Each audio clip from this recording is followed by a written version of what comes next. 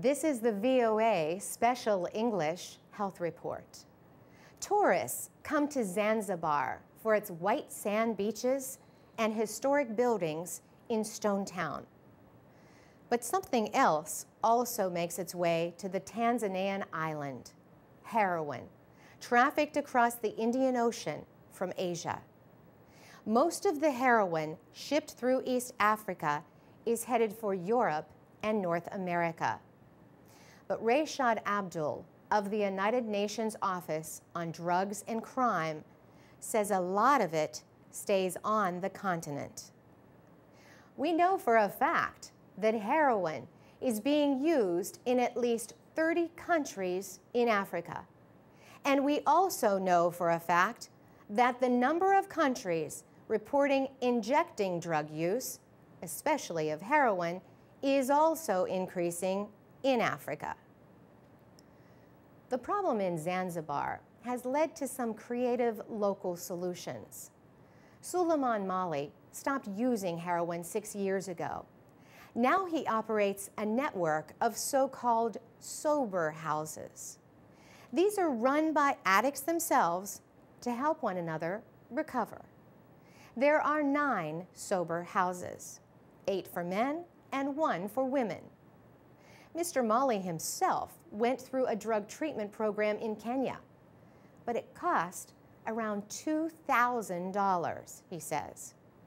Staying in a sober house costs about $100 a month. Most of the people are supported by their families. Treatment is based on the idea that drug addiction is more of a public health problem than a crime. Mr. Mali says this is still a new idea to many people. Because addiction, it's a disease, and addicts need treatment. But people, they hear that addicts are bad people and they need punishment. He says in the sober houses, the addicts are in charge of nearly everything. It's a new method to Zanzibar. It's a new phenomenon to East Africa, whereby drug addicts take responsibility to run the system.